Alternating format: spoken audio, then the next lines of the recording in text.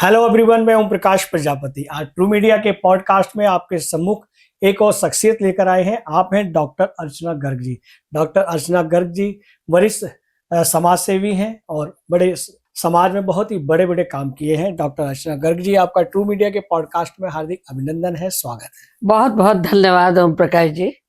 हाँ, जैसा कि ट्रू मीडिया पॉडकास्ट की परंपरा, अर्चना जी, हम आगे बढ़ते हैं प्रश्नों की ओर। जी बिल्कुल। पहला प्रश्न है कि आप सबसे पहले हमारे दर्शकों को बताएं कि अपने जीवन की शुरुआती यात्रा के बारे में, जैसे शिक्षा, परिवार और समाज सेवा की ओर आपका झुकाव कैसे शुरू हुआ।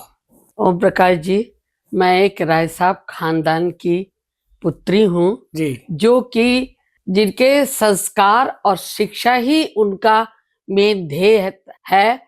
जो मैंने आज तक अपनाया वो ये है, वो कहते हैं कि समाज सेवा बहुत जरूरी है। अगर ये हमने शरीर पाया है तो समाज सेवा के लिए ही लिया है।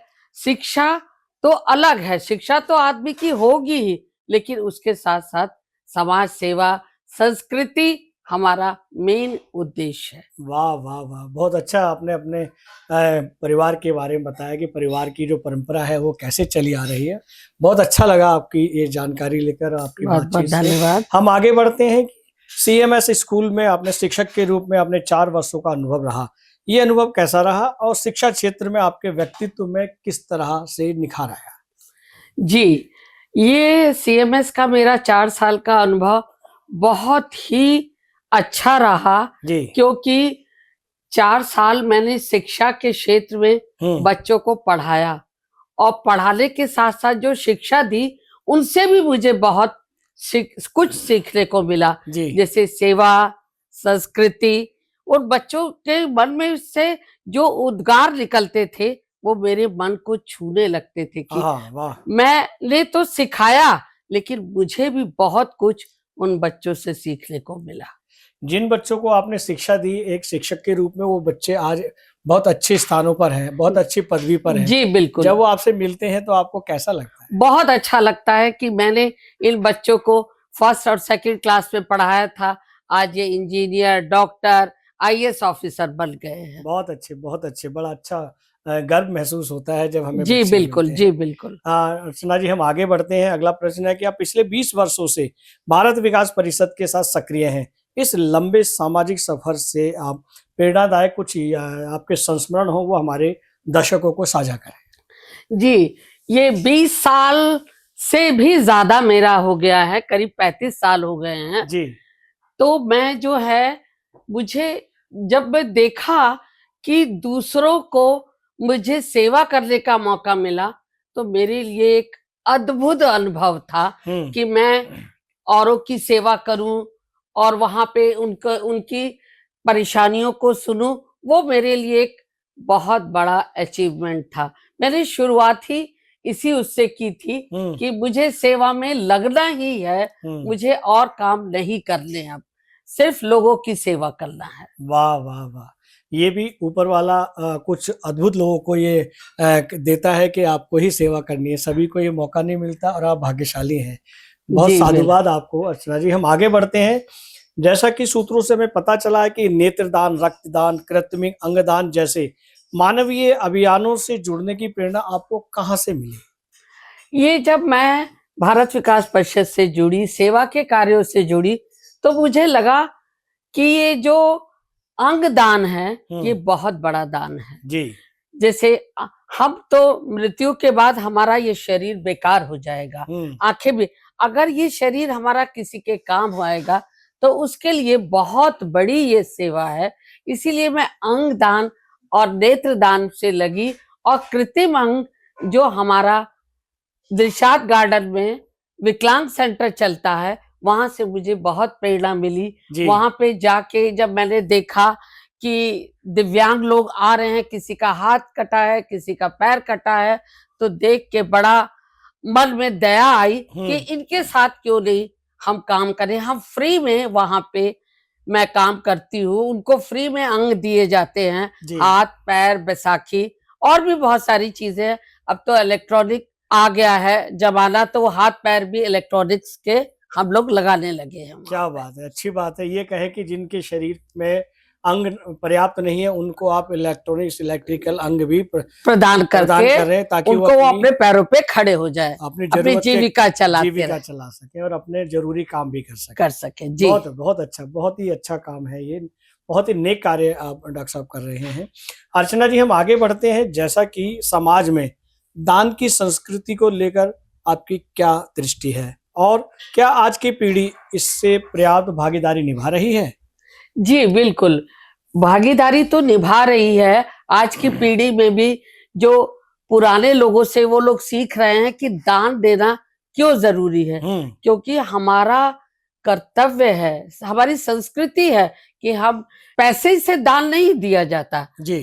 पैसा कोई दान देने के लिए पर्याप्त मात्रा में नहीं है। उनकी सेवा करना, उनको उनकी पढ़ाई, शिक्षा, दीक्षा, वो सब दान देना भी एक हमारा कर्तव्य है। तो आज की पीढ़ी भी ये इसमें जुड़ रही है हम लोग के साथ, लेकिन अभी उतना नहीं जितना हमें चाहिए। हम उनके साथ कोशिश कर रहे हैं, यंग पीढ़ी के साथ, कि वो भी हमारे साथ इसी स्तर पे काम करें। क्या बात है, बहुत अच्छे। अर्चना जी, ये जो आपने बात कही कि पैसा दान करना ही बहुमूल्य नहीं है, उनकी जरूरतों को भी दान करना चाहिए। जी बिल्कुल। और जी, कुछ ऐसे भी साथी होते हैं जिन्हें अगर आपने पैसा दान कर दिया तो उसका दुरुपयोग करते हैं। जी बिल्कुल। लेकिन जी, परिवार की और उनकी जरूरती सामानों को दान करते हैं तो वो उनका सदुपयोग कर पाते हैं। जी, बहुत अच्छा आपका निर्णय है, बहुत अच्छी सोच है आपकी, बहुत बहुत साधुवाद। हम आगे बढ़ते हैं कि आपको राष्ट्रीय मानव कल्याण समिति द्वारा उत्कृष्ट नारी सम्मान मिला है। जब आपको वो सम्मान मिल रहा था तो वो क्षण कैसे थे, आपको कैसी फीलिंग हो रही थी, हमारे दर्शकों को बताएं। बहुत ही उस समय मुझे बहुत ही अच्छा लगा कि मुझे इतना बड़ा सम्मान मिला है। लेकिन वो सम्मान मेरे लिए नहीं, मेरे समाज के लिए, मेरे परिवार के लिए, मेरे दोस्तों के लिए, जिन्होंने मुझे इस कार्य को करने के लिए आगे बढ़ाया और मेरा सहयोग दिया, तो मैं उनका बहुत बहुत धन्यवाद करती हूँ, अपने सहयोगियों का और मित्रों का और परिवार वालों का। अर्चना जी, जब कोई संस्था या कोई एजेंसी किसी व्यक्तित्व को सम्मानित करती है तो उसके पुराने कार्यों को लेकर करती है। जी बिल्कुल। लेकिन जिसको सम्मान मिलता है उसकी और भी बहुत सारी जिम्मेदारियां बढ़ जाती है कि उन्होंने जो कार्य किया उससे भी उत्कृष्ट कार्य करें, जिससे और हमारी समाज में पहचान बने और लोगों के हम कुछ काम आए। सम्मान जब मिलता है तो व्यक्ति जो है बड़ा ही उत्सुक और उत्साहित हो जाता है जी, कि उसकी जिम्मेदारियां और बढ़ने वाली हैं। आपको ये सम्मान मिला तो आपकी और क्या क्या जिम्मेदारियां बढ़ी? मुझे लगा कि मुझे तो मिला ही है, पर औरों को भी, अपने सहयोगियों को भी ये सम्मान मिले, जिससे कि वो लोग भी आगे बढ़े और काम करें और सम्मान को प्राप्त करें। वाह वाह वाह वाह। अर्चना जी, हम आगे बढ़ते हैं। जैसे कि उत्कृष्ट उपभोक्ता सम्मान और भारतीय मानक ब्यूरो द्वारा आपको जागो ग्राहक जागो अभियान के साथ जुड़ाव ने आपको किस दिशा की ओर प्रेरित किया? देखिए, ये जो जागो ग्राहक जागो वाला है, मुझे लगा कि हम तो सब कुछ जानते हैं, लेकिन हमारी जो जनता है उसको जागरूक करना बहुत जरूरी है। उनके साथ हम अभियान में जुड़े, उन्हें बताएं कि आपके क्या कर्तव्य हैं, क्या चीज मतलब उसको ये बताना है कि आपके बोतल पे आप देखो कि क्या लिखा है, कहीं एक्सपायरी डेट तो नहीं है, ISI मार्क तो नहीं है कि नहीं है। ये सब जनता को जागरूक करना ही हमारा कर्तव्य है। इस दौरान अगर कोई ऐसा संस्मरण रहा हो जो बड़ा अच्छा हो या अच्छा ना हो, वो भी हमारे दर्शकों को साझा करें। देखिए, अच्छा ही बताऊंगी मैं तो। बहुत अच्छा एक्सपीरियंस रहा मेरा इस क्षेत्र में, और बहुत दिनों से मैं इस क्षेत्र में काम कर रही हूँ कि जो हमारे ब्यूरो की संस्था है, उन्होंने आके बताया कि आप एक एक घर में जाके लोगों को जागरूक करो कि ये काम करना है, ऐसे करना है। तो वो काम करना मुझे बहुत अच्छा लगा और मेरा बहुत ही अच्छा एक्सपीरियंस रहा उनके साथ। बहुत अच्छे, बहुत अच्छे।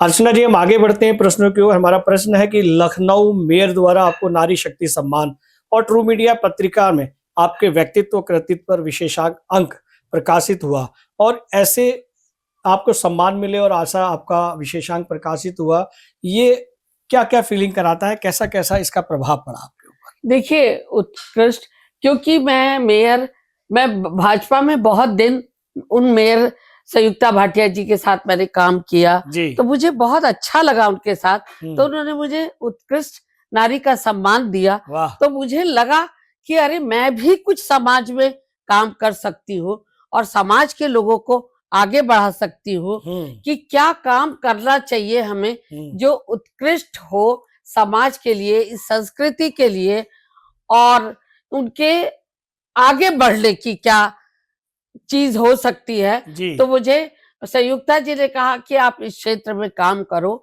और लोगों को अवेयरनेस फैलाओ कि क्या क्या कार्य नारी को करने चाहिए और किस तरीके का यहाँ पे माहौल होना चाहिए। तो मैंने ये कार्य सब महिलाओं के साथ मिलके किया कि आपको भी उत्कृष्ट नारी का सम्मान मिले।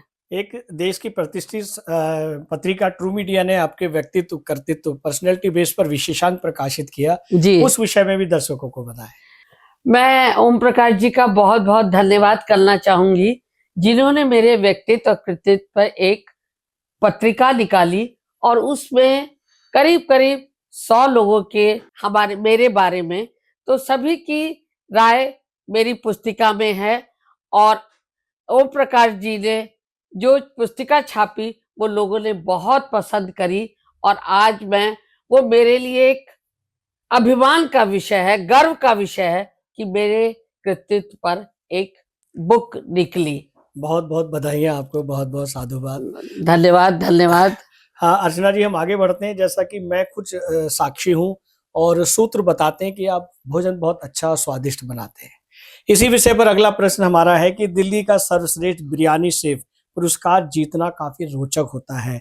यह पाक कला और समाज सेवा का अद्भुत संगम आप कैसे बना लेते हैं? जी देखिए, पाक कला में मेरे को बचपन से ही बहुत इंटरेस्ट था जी। मैं हमेशा अपनी मम्मी के साथ कहती कि मुझे खाना बनाना सिखाओ, तो मेरी मम्मी कहती कि नहीं नहीं नहीं, तुम पहले पढ़ाई करो, बाद में खाना बनाना सीखना। लेकिन नहीं, जब मुझे वो सिखाती नहीं, लेकिन मैं देखती रहती थी कि क्या खाना बना रही हैं, कैसे बना रही हैं। ये पाक कला जो है ना, ये भी एक समाज सेवा है। बताऊं कैसे? जी। कि जैसे हमने खाना तो बनाया बहुत अच्छा, और उसको जब खिलाया, किसी को हमने सर्व किया और उसकी खुशी जो हुई, वो एक समाज सेवा ही तो है। वाह। उसको समाज में वो जाके बोलेंगे जी उन्होंने खाना बहुत अच्छा बनाया था, बहुत टेस्टी खाना था। तो वो भी मेरे लिए एक समाज सेवा है। पाक कला और समाज सेवा का समन्वय इस प्रकार है। वाह वाह, ये कहें कि आप लोगों का मन भी भरते हैं, पेट भी भरते हैं, और जब जिस आदमी का, व्यक्ति का पेट भरता है तो वो नेचुरली बोलेगा कि ये समाज की सेवा ही है। समाज की सेवा है, लेकिन अंदर से भी एक दुआ निकलती है जी। वो दुआ का ही कारण है कि आपका भोजन आपके द्वारा बनाया गया हमेशा स्वादिष्ट ही होता है जी। बहुत बहुत बढ़िया, बहुत बधाइयां आपको। हम आगे बढ़ते हैं। हमारा अगला प्रश्न है कि आज के समय में नारी शक्ति को आप किस रूप में देखते हैं? क्या समाज में महिलाओं की भूमिका पर्याप्त रूप से स्वीकार की जा रही है? आज की नारी शक्ति हर क्षेत्र में सक्षम है जी, और हमें उनको संस्कृति सिखानी है, उनको सहभागिता सिखानी है, उनको समाज सेवा सिखाना है। हो रहा है, लेकिन उतना अभी नहीं हुआ जितना हम लोग चाहते हैं पर्याप्त मात्रा में। और स्त्री कोई घर में सीमित तक नहीं रही जी, वो भी आज समाज में निकल रही है, बड़े बड़े कार्य कर रही है वो, और आगे भी। और आपको पता ही है महिलाएं कहां से कहां तक पहुंच गई हैं, और हमें इसको आगे ले जाना है। वाह वाह वाह वाह। अर्चना जी, हम आगे बढ़ते हैं कि अपने आप कार्य क्षेत्र को और परिवार को, इन दोनों का संतुलन आप कैसे बना लेते हैं? देखिए, संतुलन तो बनाना पड़ेगा समय के अनुसार। अगर हमारा समय दोनों को, हम परिवार के लिए भी लेंगे समय और समाज के लिए भी, दोनों को बैलेंस बना के चलना है कि हमारा परिवार भी ना तितर बितर हो और समाज के लिए भी हम कार्य कर सके। इसलिए दोनों को, कि उसका समय थोड़ा निकालेंगे, थोड़ा उसका समय निकालेंगे, दोनों का समन्वय करके हम चलते हैं। वाह वाह वाह वाह, बहुत अच्छा आपने सार्थक सवाल दिया है, साधुवाद है आपको। अर्चना जी, हम आगे बढ़ते हैं कि आप नई पीढ़ी की युवतियों और समाज सेविकाओं को आप क्या संदेश देना चाहेंगे, जो आज के वर्तमान समय में घटित हो रहा है? देखिए, मैं स्त्री को, महिलाओं को ये संदेश देना चाहूंगी कि सभी लोग समाज सेवा में लगे और थोड़ा अन्नदान अन्नदान और कृत्रिम दान भी करें, जो कि ये आजकल के समय में बहुत जरूरी है कि महिलाएं आगे आएं और अपना योगदान समाज को दें। वाह, बहुत अच्छा जागरूकता वाला आपने सवाल का जवाब दिया है। अर्चना जी, आपके जीवन की कोई ऐसा अनुभव जिसे आप अपना टर्निंग पॉइंट मानते हैं, उसको भी साझा करें हमारे दर्शक को। जी, जब मैं समाज सेवा मेरी शुरू हुई जी। तो मैंने देखा कि मैंने जब किसी की सेवा करी तो उसके जो चेहरे पे खुशी थी, जी। मुझे ऐसा लगा कि यही आज से मेरी सेवा शुरू हो गई। और सेवा के लिए मुझे ये पहली बार जब मैं समाज सेवा में घुसी तब मुझे बहुत अच्छा लगा कि हर आदमी कितनी सेवा से खुशी होती है। अगर कोई मान लीजिए विकलांग है, आपने विकलांग सड़क पे जा रहा है, आपने उसका हाथ पकड़ के उसको सड़क पार करा दी, उसको कितनी खुशी होगी कि देखो मेरी कितनी मदद करी। वो खुशी चेहरे की मुझे बहुत इम्प्रेस किया। वो उसी खुशी से मैं आज तक समाज सेवा में लग पड़ी हूँ। और जितने दिन की जिंदगी बची है, बस ये तो प्लस पॉइंट चल रहे हैं, बोनस पॉइंट चल रहे हैं हमारे। 70+ हूं मैं, बस सेवा में लगे रहें। बहुत अच्छे विचार आपके। अर्चना जी, जब जब आपने किसी असहाय व्यक्ति की मदद की है, चाहे वो अंगदान से हो, कृत्रिम दान से हो या पैसे से की हो, कभी ऐसा महसूस हुआ कि आपने किसी को सहयोग किया, दान किया और ऊपर वाले ने आपको उसके स्वरूप कुछ अच्छा शारीरिक रूप से, मानसिक रूप से या आर्थिक रूप से अपने ईश्वर ने उसको वापस किया? कभी ऐसा फील हुआ आपको? जी बिल्कुल।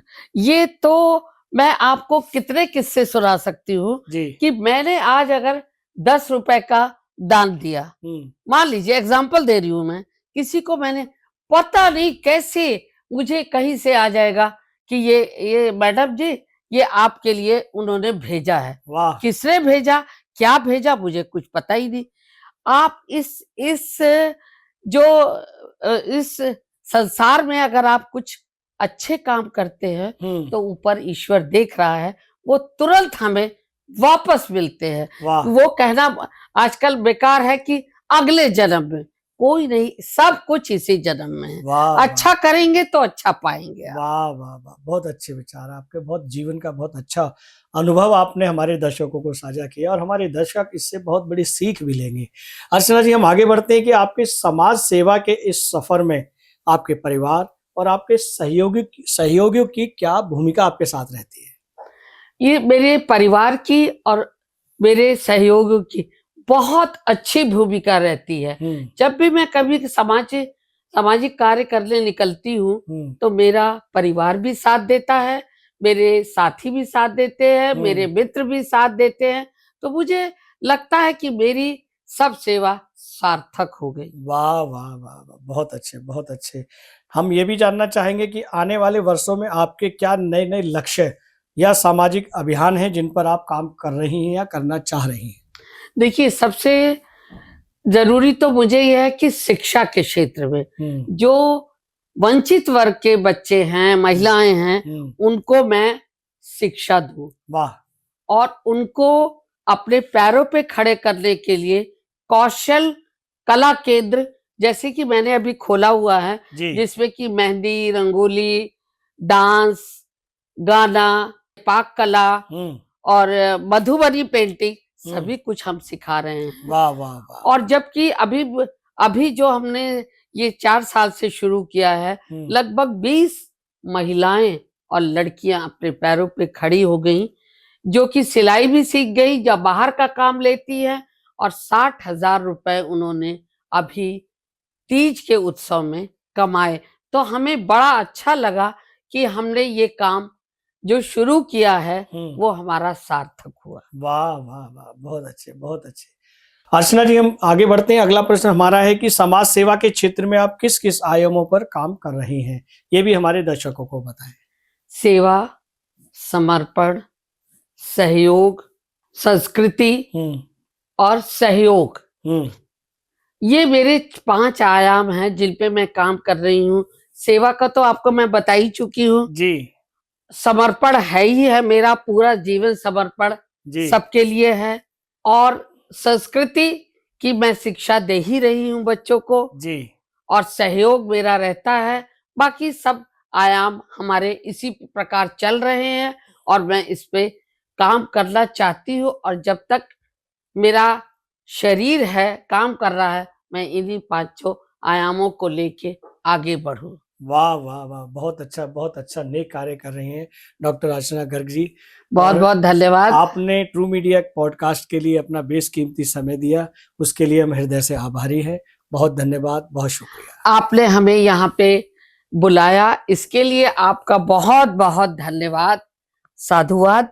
अगर आप ये वीडियो YouTube पर देख रहे हैं तो हमारे चैनल को सब्सक्राइब करें और बेल आइकन को दबाना ना भूलें। अगर आप Facebook पर ये वीडियो देख रहे हैं तो हमारे पेज को लाइक करें।